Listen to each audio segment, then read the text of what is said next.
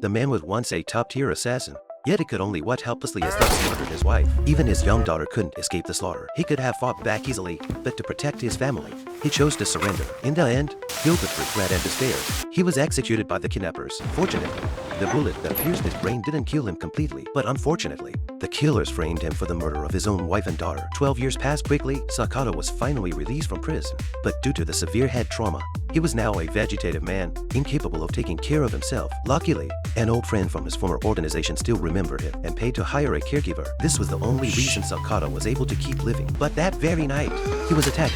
Again, the assailant was a thug seeking revenge for losing an arm. The terrified caregiver had never seen anything like it and immediately ran for his life. But looking at Sakata collapsed on the floor, the thug realized that the revenge he had waited 12 years for no longer had any meaning. No one knew how much time had passed before a kind passerby found Sakata and took him to the hospital. But what he didn't expect was that the officers in charge of the case was actually one of the men responsible for killing his family. The police chief's mocking words cut into Sakata like blades, piercing deeper with every sneer. And just as the chief prepared to take a photo to commemorate it, the next second, Sakata miraculously sat up in bed. But due to years of muscle atrophy, he quickly collapsed again. At that moment, the police chief was completely stunned. It wasn't until Sakata hurled across the room that the chief finally snapped back to his senses. He quickly retaliated, kicking Sakata hard and sending him crashing to the floor. Just as the chief was about to kill him and cover up the truth, two police officers suddenly burst into the room. The chief immediately pulled off his mask, pretending to be shocked and claiming that Sakata had assaulted him. Then, while the two officers were lifting Sakata back onto the bed, the police chief quietly slipped his mask back on. In a flash,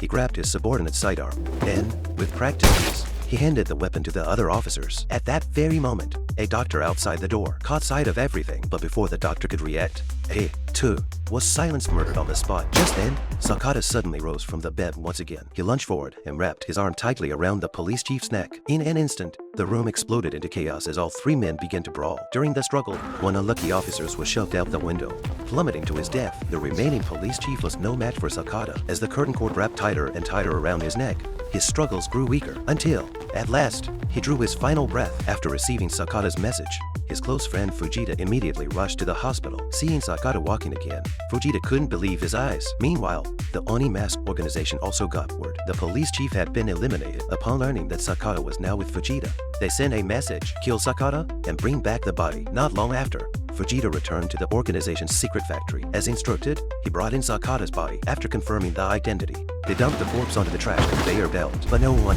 expected Sakata, who was supposed to be dead, suddenly crawled out of the body bag. The underlings were terrified, unaware that a massacre was about to begin. Elsewhere, Fujita had just arrived at the factory gate. As the guard prepared to let him through, a sudden phone call came in.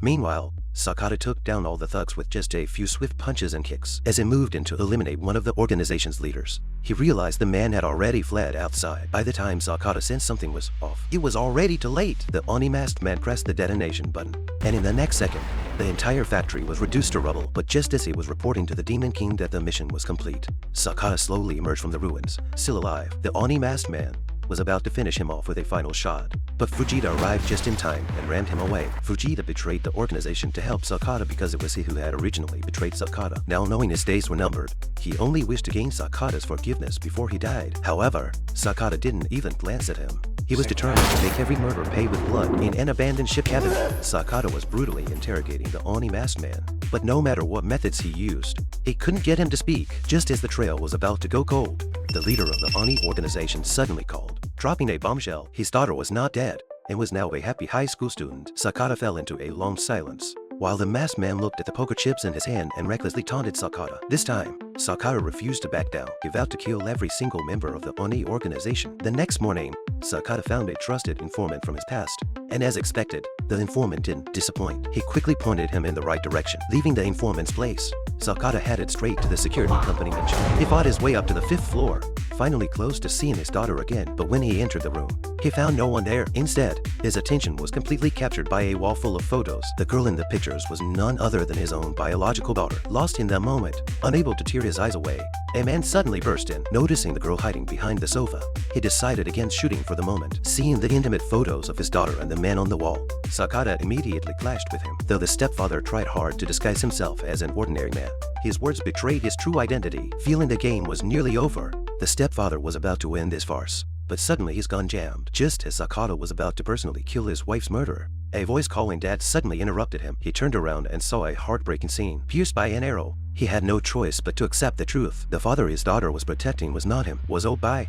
who had been waiting downstairs all along. He didn't have time to take Sakata to the hospital, so he treated his wounds in the simplest way possible. However, right after that, Old-Bai received a mysterious phone call. When the phone was passed to Sakata, the caller finally revealed his fangs, threatening Sakata to come to a specified location immediately. If he didn't, he would never see his beloved daughter again. Though badly injured, Sakata resolutely agreed to the demand for his daughter's safety. He took Old-Bai to his secret warehouse, grabbed his most suitable weapon from the rack, then he sped off toward the designated location. At the same time, the headquarters of the Ghost Mask organization had already laid a deadly trap. Everyone was waiting for their target to come and die. But what they didn't know was, Sakata had already secretly infiltrated the building. Although it quickly emptied his magazines, as long as he held his machete, he was completely unafraid. Soon, the thugs on the basement level were wiped out clean by him. But that was only the beginning, because next he would face hellish ambushes. Following the corridor to the stairwell, Sakata faced a new round of battles. The cramped space made it even tougher. After fierce fighting, corpses were strewn all over the stairwell. Sakata had not only exhausted much of his strength,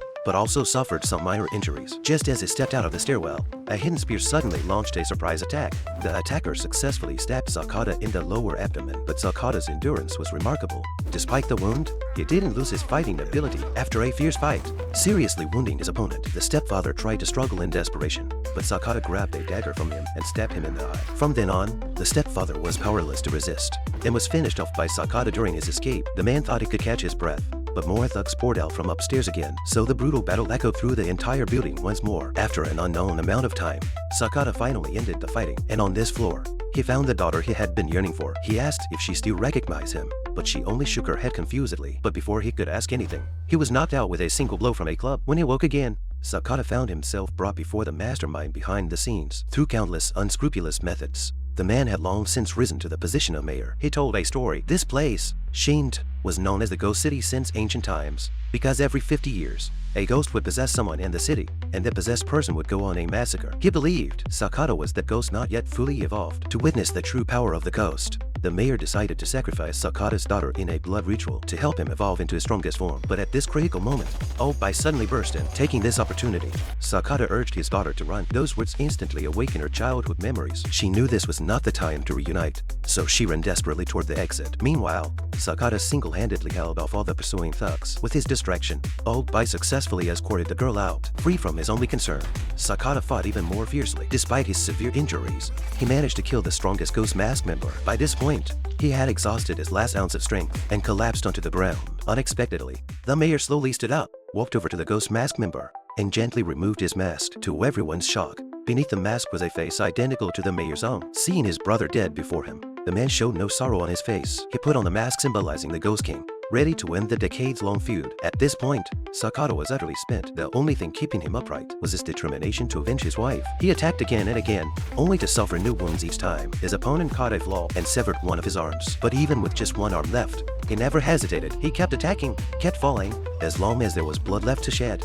he would keep fighting. After relentless attempts, he finally seized an opportunity. At that moment, the mayor witnessed the true demon. After personally eliminating all his enemies, Sakata could no longer hold on. He fell straight down the stairs, but before losing consciousness, he saw his daughter returning. The girl had remembered her father. She nervously walked toward Sakata and gently embraced him.